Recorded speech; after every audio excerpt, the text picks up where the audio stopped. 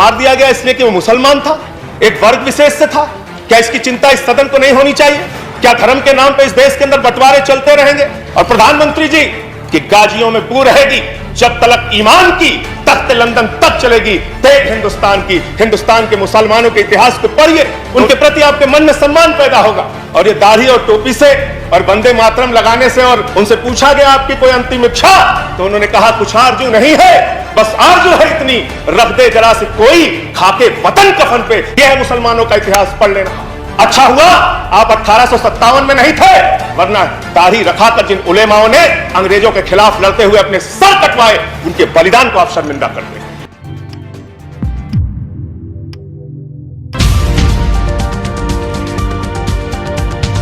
सरकार राष्ट्र निर्माण की उस सोच के प्रति संकल्पित है जिसकी नींव 2014 में रखी गई। 2014 में भारत के राष्ट्र निर्माण की नींव रखी गई मान्यवर। इसका मतलब बाबा साहब भीमराव अंबेडकर का इस राष्ट्र के निर्माण में कोई योगदान नहीं, राष्ट्रपिता महात्मा गांधी का इस राष्ट्र के निर्माण में कोई योगदान नहीं।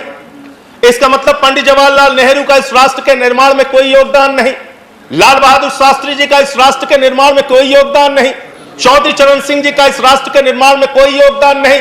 अरे सबको छोड़ दीजिए, क्या स्वर्गीय पंडित अटल बिहारी वाजपेयी जी का भी इस राष्ट्र के निर्माण में कोई योगदान नहीं? आप जब अपनी तारीफ करने लगते हैं तो अपने लोगों को भी भूल जाते हैं। कम से कम ये तो मानिए कि 7 साल उनका कार्यकाल रहा, उसकी तारीफ कर देते आप। लेकिन व्यक्तित्व का संकट है जो आपने कहा, कैसे तारीफ करें, कैसे चर्चा करें। और नया भारत की बात कही गई मान्यवर, निश्चित रूप से नया भारत बना है। 2014 से हमने देखा है नया भारत, जिस नए भारत के अंदर मॉब लिंचिंग करके लोगों को मारा गया। हमने देखा है वो नया भारत जिसमें 15 लाख का वादा करके इस देश के लोगों को धोखा देने का काम किया गया। हमने देखा है वो नया भारत जिसमें 2 करोड़ नौजवानों को हर साल नौकरी देने की बात कहके 84% रोजगार घटा है। और हिंदुस्तान की आजादी के बाद पहली बार ऐसा हुआ कि 45 वर्षों में बेरोजगारी का स्तर सबसे ज्यादा अगर बढ़ा है तो इस कार्यकाल में बढ़ा है। हमने देखा है नया भारत मानव। और प्रधानमंत्री जी जिस दिन प्रचंड बहुमत लेकर आए, हम सब ने उनको बधाई दी, शुभकामनाएं दिया मान्यवर। और उन्होंने एक बात कही थी कि सरकारें बहुमत से चलती हैं लेकिन देश सर्वमत से चलता है। बहुत अच्छा लगा सुन के, मन प्रसन्न हो गया। लेकिन हमने देखा वो सर्वमत का देश, हमने देखा किस तरह का वातावरण इस पार्लियामेंट के अंदर बनाया गया, लोकसभा के अंदर बनाया गया। हमने देखा मान्यवर, इस संविधान के तहत इस लोकसभा राज्यसभा का गठन हुआ है। ये लोकतंत्र का सर्वोच्च मंदिर है मान्यवर।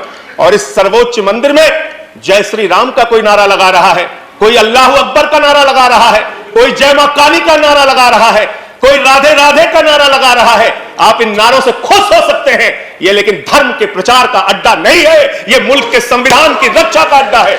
ये बाबा साहब भीमराव अंबेडकर के संविधान की रक्षा का अड्डा है मान्यवर।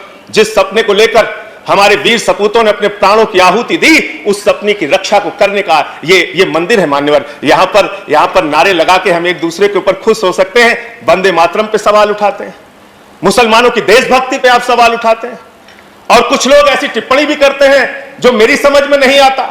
मैं अन्ना जी के आंदोलन के मंच का संचालन कर रहा था मान्यवर। मेवात से एक मुस्लिम लड़की उस मंच के संचालन के दौरान कही कि उसने कहा कि मैं समर्थन देने आई हूं, भाषण देना चाहती हूं। भाषण जब उसने समाप्त किया उस मुस्लिम लड़की ने, तो उसने कहा भारत माता की जय, भारत माता की जय, वंदे मातरम। और मैं उस विचारधारा से सहमत नहीं हूं, मेरा इस्लाम इतना कमजोर नहीं कि वो वंदे मातरम कहने से खत्म हो जाए। इस तरह की सोच के लोग हिंदुस्तान में रहते हैं। मैं जिस सुल्तानपुर के छोटे से शहर में काम करता था, वहां मेरे साथ शमशाद भाई काम करते थे। बहुत आपसे ज्यादा तेज भारत माता की जय वो लगा सकते हैं, वंदे मातरम लगा सकते हैं। आप आज इस नए भारत में कर क्या रहे हैं? झारखंड में क्या हुआ मान्यवर? चोरी के आरोप में एक आदमी को पीट के मार दिया गया इसलिए कि वो मुसलमान था, एक वर्ग विशेष से था। क्या इसकी चिंता इस सदन को नहीं होनी चाहिए? क्या धर्म के नाम पे इस देश के अंदर बंटवारे चलते रहेंगे? ये विविधता में एकता वाला देश है, यहाँ पे सभी धर्म, सभी जाति, सभी वर्ग के लोगों को सम्मान से रहने का हक है। लेकिन आपको तो दाढ़ी से आपत्ति हो जाती है, टोपी से आपत्ति हो जाती है। अच्छा हुआ आप 1857 में नहीं थे, वरना दाढ़ी रखाकर जिन उलेमाओं ने अंग्रेजों के खिलाफ लड़ते हुए अपने सर कटवाए, उनके बलिदान को आप शर्मिंदा करते, उनके बलिदान को आप शर्मिंदा करते। आप जानना चाहते हैं मुसलमानों का इतिहास, तो पढ़िए शहीद अशफाकुल्लाह को। जब फैजाबाद की जेल में उनको फांसी के फंदे पर ले जाया जा रहा था, उनसे पूछा गया आपकी कोई अंतिम इच्छा, तो उन्होंने कहा कुछ आरजू नहीं है, बस आरजू है इतनी, रख दे जरा से कोई खाके वतन कफन पे। यह है मुसलमानों का इतिहास, पढ़ लेना। बहादुर शाह जफर के इतिहास को पढ़ लेना। उनके बेटों का सर कटवा के रंगून की जेल में उनके सामने रखा गया। मान्यवर पुलिस के, अंग्रेज के पुलिस अफसर जब बहादुर शाह जफर को गिरफ्तार करने के लिए आए थे, तो उनका मजाक उड़ाते हुए उन्होंने कहा कि उनका मजाक उड़ाते हुए कहा कि दमदमे में दम नहीं, अब खैर मांगो जान की, ऐ जफर ठंडी हुई शमशीर हिंदुस्तान की। तो उस बहादुर शाह जफर ने अंग्रेज अफसर को जवाब दिया था कि गाजियों में बू रहेगी, जब तलक ईमान की, तख्त लंदन तक चलेगी, तेग हिंदुस्तान की। हिंदुस्तान के मुसलमानों के इतिहास को पढ़िए, उनके प्रति आपके मन में सम्मान पैदा होगा। और ये दाढ़ी और टोपी से और वंदे मातरम लगाने से और अल्लाह अकबर कहने से किसी का धर्म अगर कमजोर हो जाता है तो माफ कीजिएगा, आपका धर्म, आपके धर्म की व्याख्या बहुत कमजोर है। हिंदू धर्म जिसको हम मानते हैं, वो हिंदू धर्म तो कहता है वसुधैव कुटुंबकम, पूरा विश्व हमारा परिवार है। और हम आप भारत माता की जय लगाते हैं, आप भी जोर से लगाते हैं भारत माता की जय, हम भी जोर से लगाते हैं भारत माता की जय। लेकिन मुझे बताइए, दुनिया में कौन सी ऐसी मां है जो अपने बच्चों में भेद करती है?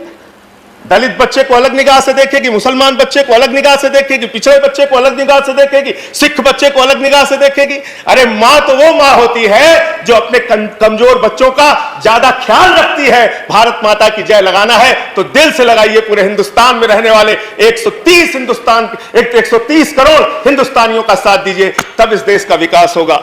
चमन में एक तलाते रंग बू से बात बनती है, चमन में एक तलाते रंग बू से बात बनती है। हम ही हम हैं तो क्या हम हैं, तुम ही तुम हो तो क्या तुम हो। बदलिए, इस धारणा को बदलिए, इस विचारधारा को बदलिए। आयुष्मान भारत की मानवर चर्चा हुई, वही करके खत्म करूंगा। आयुष्मान भारत की चर्चा आपने किया, कहा कि 50 करोड़ लोगों को हम लोगों ने स्वास्थ्य सेवा में 5-5 लाख रुपए का स्वास्थ्य के लिए बीमा योजना अंतिम आयुष्मान भारत की सच्चाई क्या है मान्यवर? उस योजना में आपने इतनी शर्तें लागू कर दी कि अगर आपके घर में मोटरसाइकिल है तो आयुष्मान योजना का लाभ नहीं मिलेगा। अगर आप ठंडा पानी पीते हैं, फ्रिज आपके घर में है, तो आयुष्मान योजना का लाभ नहीं मिलेगा। 50,000 रुपए का अगर आपके पास किसान क्रेडिट कार्ड है तो आयुष्मान योजना का लाभ नहीं मिलेगा। 10,000 की आमदनी, 10,000 की आमदनी अगर आपकी है तो आपको आयुष्मान योजना का लाभ नहीं मिलेगा। अरे दिल्ली में तो केजरीवाल जी की सरकार ने 14,000 रुपए न्यूनतम मजदूरी कर दी है। आप मजदूरों को भी आयुष्मान योजना में कवर नहीं करते। ऐसी चिट्ठी लिखते हैं, ऐसी दुर्भावना से लिखते हैं। खत्म करूंगा सर, 1 मिनट सबको अंत में ऑलरेडी 11 मिनट सबको आपने दिया, 11 मिनट हो गए। 1 मिनट सर, 1 मिनट सर, आप बैठे प्लीज। अंत में इस सरकार के लिए चंद लाइनें बस वही पढ़ के खत्म करूंगा। हिंदू और मुस्लिम के एहसासात को मत छेड़िए, अदम गोंडवी की लाइनें हैं। हिंदू और मुस्लिम के एहसासात को मत छेड़िए, अपनी कुर्सी के लिए जज्बात को मत छेड़िए। हम में कोई हूण है, कोई शक, कोई मंगोल है, दफन है जो बात, अब उस बात को मत छेड़िए। गर गलतियां बाबर ने की, जुम्मन का घर फिर क्यों जले, ऐसे नाजुक वक्त में हालात को मत छेड़िए। एक जंग मिलजुल कर गरीबी के खिलाफ, दोस्तों मेरे मजहबी नगमात को मत छेड़िए। जिस तरह से मोनू मानेसर और अन्य लोगों पर इस तरह के आरोप लग रहे हैं कि वो लगातार मेवात और उसके क्षेत्र में जो 20 दिनों के अंदर तीसरी हत्या है, उसको लेकर जो एक्टिव हैं उन पर अंकुश कब लगेगा, उन पर कार्रवाई कब होगी, जिस तरह से वो कानून व्यवस्था को अपने हाथ में लिए हुए हैं। इस सवाल के साथ मैं आपको छोड़े चलता हूं दोस्तों। आगे फिर मुलाकात होगी आपसे किसी ऐसी खबर के साथ। अंत में आपसे निवेदन है कि आप हमारे इस चैनल को सब्सक्राइब जरूर कीजिएगा, ताकि आपको लेटेस्ट अपडेट और वो खबरें मिलती रहें जिनको खास तौर से गोदी मीडिया नहीं दिखाता है, हम आप तक पहुंचाने की कोशिश करते हैं। जय हिंद, धन्यवाद दोस्तों।